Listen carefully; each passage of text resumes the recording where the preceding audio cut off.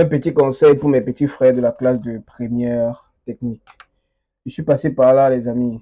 Et mon conseil ce jour, c'est vous aider à maximiser sur vos épreuves de premier groupe, notamment la mathématique et les sciences physiques. Croyez-moi, si vous avez une excellente moyenne, une très bonne moyenne sur ces deux épreuves-là, je considère que votre probatoire est déjà empoché. Donc, si je reviens ici pour parler des mathématiques, c'est beaucoup plus insister sur les fonctions.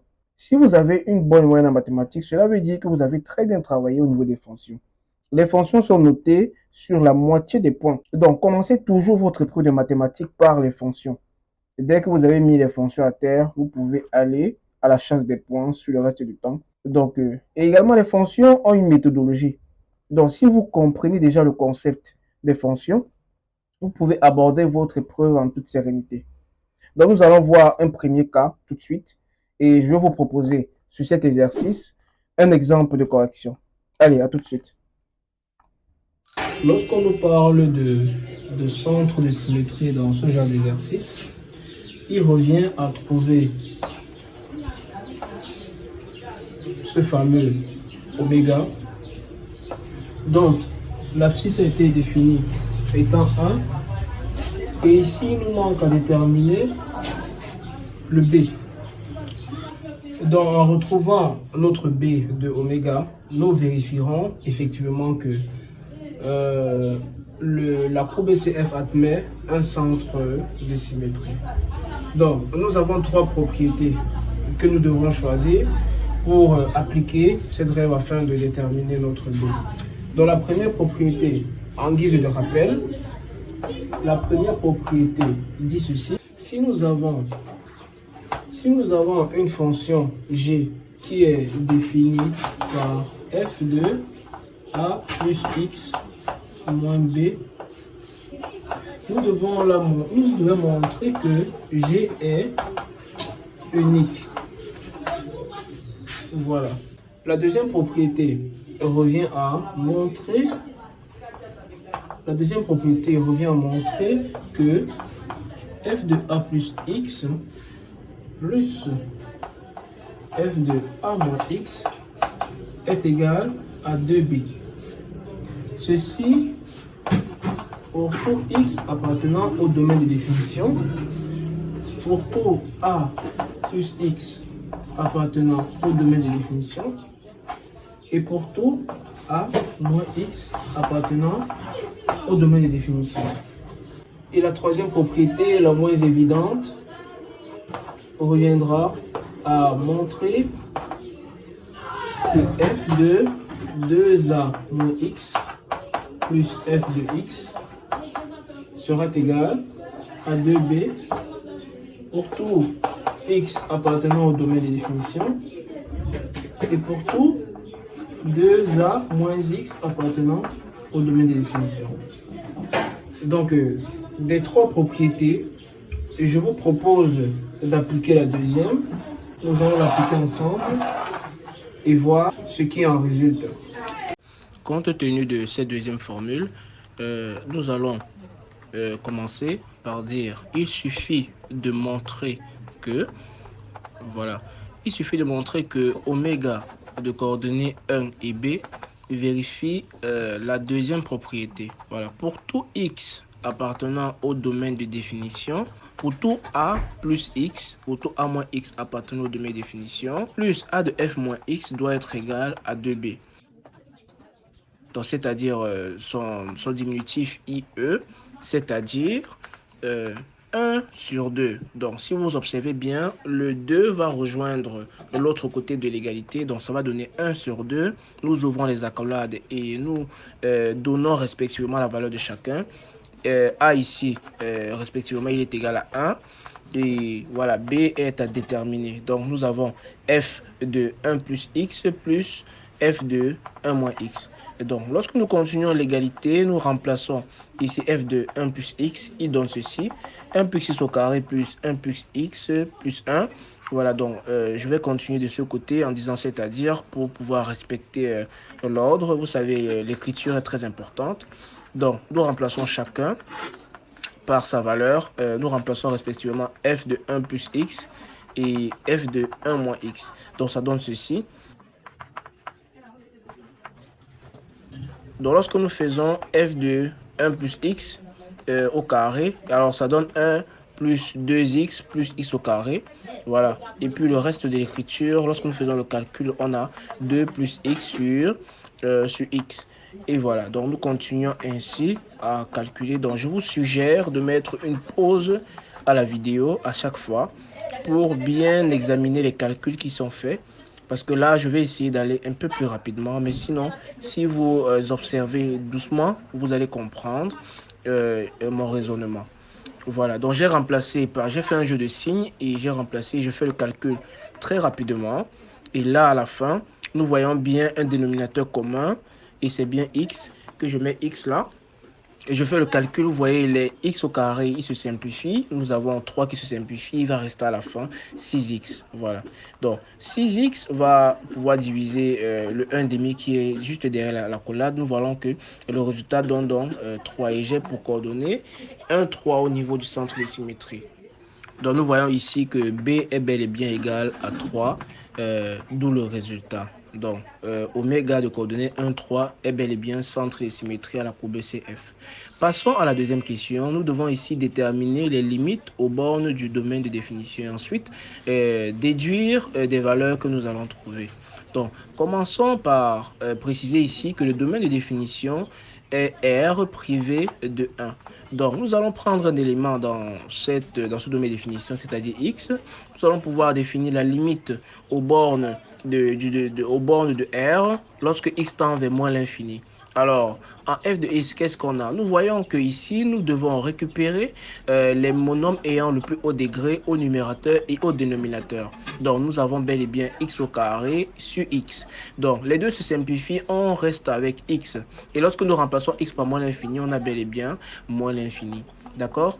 Donc, nous faisons pareil avec la limite lorsque x tend vers plus l'infini. Voilà. Donc, de x, bien sûr, nous voyons que ça donne bel et bien plus l'infini. D'accord? Maintenant, on passe à la limite au niveau de l'asymptote verticale. Voilà, lorsque x tend vers 1 du côté négatif. D'accord? Alors, nous allons simplement remplacer 1 sur l'inconnu x. Voilà, lorsque nous remplaçons 1, qu'est-ce qu'on a en haut? On a en haut, voilà, vous voyez 1 au carré.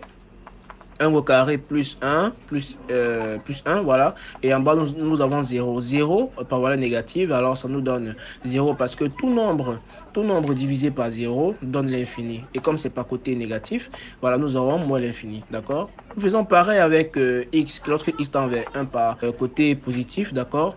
Donc nous observons que cette limite est définie selon la formule qui nous dit que lorsque nous avons la limite qui tend vers un réel qui est égal à l'infini, alors nous avons une asymptote verticale à ce point-là. Donc x d'équation x égale à 1. Donc nous passons à la troisième question. La troisième question, nous devons déterminer trois réels a, b, c qui respectent l'équation suivante.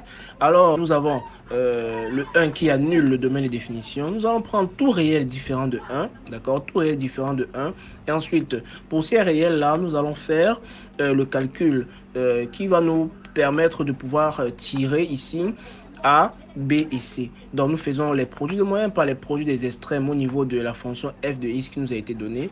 Et juste après ça, nous développons cette formule-là et nous obtenons ce résultat-ci. Voilà, nous avons toujours le même dénominateur x moins 1 qui sera égal par la suite à f de x, la fonction de départ.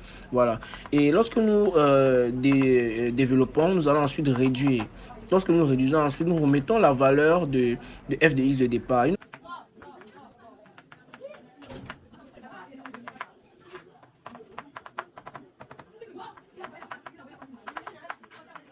Nous constatons que par identification, d'accord, selon la méthode par identification, nous voyons que a de ax carré sera égal ici à x carré. D'accord, ax carré sera égal à x carré. Ensuite, a moins b facteur de x sera égal à ax. Sera égal à x, d'accord. Ensuite, moins b plus c sera égal à plus 1. D'accord, et par identification, nous voyons que a est égal à 1. A est égal à 1. Et si nous remplaçons A sur la formule d'en bas, qu'est-ce que nous voyons? Nous voyons que B ici sera égal, voilà, donc on a bien sûr moins 1 parce que A est égal à 1. Nous aurons B qui est égal à 2 parce que moins 1, il va traverser l'autre côté de l'égalité. D'accord? Moins 1, il traverse l'autre côté de l'égalité. Et alors, on aura 1 plus 1. Donc, B est égal à 2. D'accord? B est égal à 2. Donc, A est égal à 1, B est égal à 2. On trouve la valeur de C. B est égal à 2. Nous voyons ici que C sera égal à 3. D'accord? Voilà. Donc, nous avons bien sûr trouvé les réels A, B, C qui vérifient la formule d'en bas. Plus tard, nous allons constater que cette formule est déduite directement de l'asymptote oblique que nous allons déterminer par une limite. Donc, passons à la quatrième question. Nous devons ici déduire l'existence d'une asymptote oblique pour la courbe en plus de l'infini. Voilà, nous rappelons la formule ici. Voilà, nous rappelons la formule ici. La limite, si la limite, lorsque x tend vers plus ou moins l'infini, de f de x moins y qui est égal ici à a plus b, alors qui est égal à 0, alors l'équation l'équation A plus B est asymptote oblique en plus ou moins l'infini. D'accord? Donc, nous allons appliquer cette formule. Nous appliquons cette formule. Nous allons prendre ici,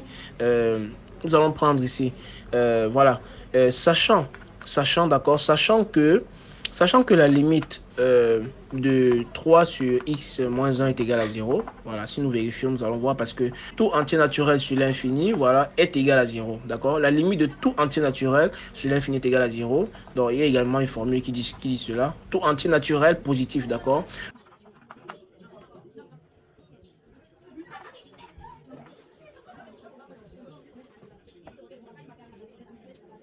Donc, on aura donc la limite de f de x moins x plus 2. Voilà. Lorsque x tend vers plus l'infini, forcément sera égal à 0. D'accord? Forcément, il sera égal à 0. D'où le résultat. D'accord? Voilà. Donc, nous évoluons avec la cinquième question. Nous devons ici calculer la fonction dérivée de f et étudier le signe. Toujours pour tout x différent de 1. Voilà. F est dérivable. F est dérivable comme quotient de deux polynômes.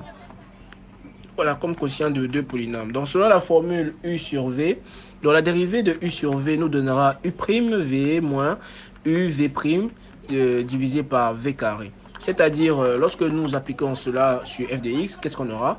Voilà, on voit bien que x plus 2, sa dérivée donnera 1. Et la dérivée de 3 sur x moins 1 donnera ceci. On a 0 moins 3 divisé par x plus 1, le tout au carré. Tout à fait. Donc, on reste ici avec 1 moins 3. Voilà, 1 moins 3 sur x plus 1 au carré. D'accord? Donc, nous pouvons donc conclure que pour tout x différent de 1, le signe de f de x ici sera défini par x moins 1 le tout au carré. Et comme on sait que x moins 1 est toujours positif, d'accord, le signe sera celui du numérateur.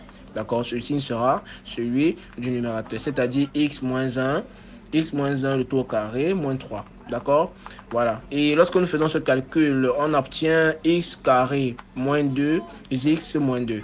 Voilà, ici nous devons appliquer le déterminant pour pouvoir trouver ici les réels x1 et x2 qui vont ici nous donner les deux solutions distinctes de notre fonction dérivée. Voilà, donc appliquons le discriminant.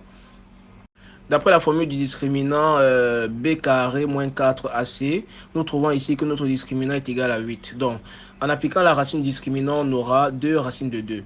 Donc ici, nous pouvons tirer x1 qui sera égal à moins b moins racine de delta. Voilà, moins b moins racine de delta, on remplace directement. Voilà, divisé par 2a. Donc 2a, donc 2. Voilà.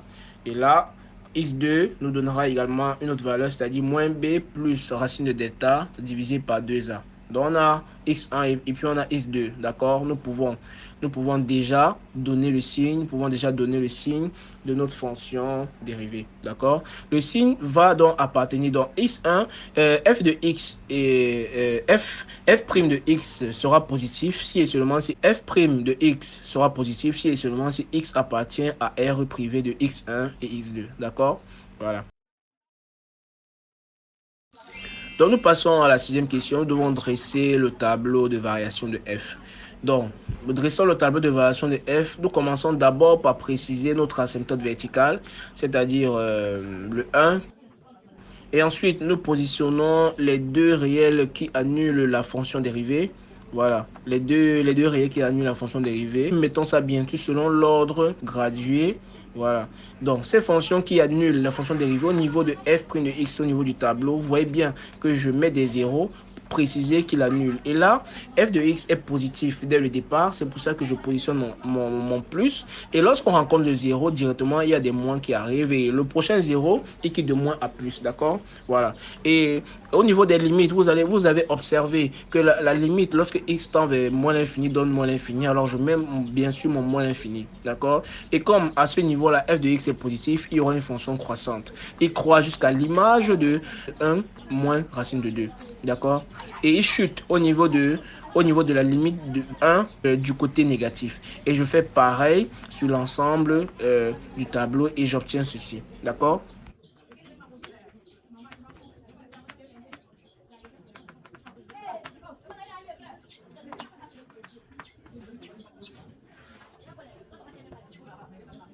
Nous avons presque tout pour pouvoir tracer notre courbe. Voilà. Le traçage de la courbe commence par préciser déjà les mesures. Vous devez préciser l'échelle que vous utilisez. Voilà. Donc, je trace d'abord les différents ordonnées, les différents repères par abscisse et ordonnées. Et je vais préciser voilà, les différents intervalles que moi-même j'ai définis sur ma traceuse. Donc, mon repère sera un repère orthonormé OIG. OIG, d'accord? Donc, très important de préciser les valeurs telles que je fais. Donc, maintenant, je précise mon asymptote oblique. Ici, je dois calculer ces valeurs, d'accord? Voilà, je calcule ces coordonnées pour pouvoir la placer. Voilà, pour pouvoir tracer ma droite. C'est comme ça qu'on précise, d'accord? Vous faites un léger quadrillage sur X et Y. Et vous prenez, vous supposez X pour valeur 0 et Y pour valeur 0, puis vous déterminez. Et voilà, ma droite asymptotique qui a été tracée. Et je fais pareil pour l'asymptote verticale en 1. Regardez bien. Voilà, en 1, il est tracé très bien. Donc, au vu de ceci, vous voyez déjà qu'on aura un axe de symétrie juste au point de rencontre des deux asymptotes. Vous voyez? Donc, là maintenant, je vais calculer l'image de 1 moins racine de 2 pour pouvoir donner l'allure de la courbe. D'accord? Donc, vous prenez une calculatrice et puis vous faites le calcul. Voilà, vous faites le calcul. Donc, il sera positionné net là. Donc, à partir d'ici, voilà, je vous laisse observer. Donc, j'ai bien sûr décalculé f de 1 moins racine de 2. 1 moins racine de 2 qui est 0,41. Donc, j'ai donc sa valeur. C'est ça que je calcule là. Voilà, je calcule ça rapidement avec vous. Donc, je vous laisse observer à partir d'ici. Vous devriez comprendre sans problème.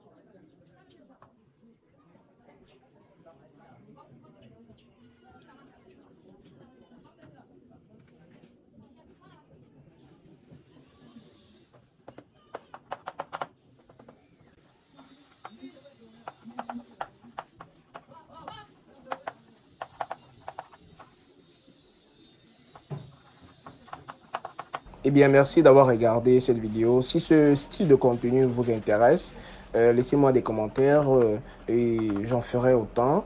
Je vous proposerai davantage de vidéos d'exercices de mathématiques ou d'autres disciplines que vous souhaitez bien.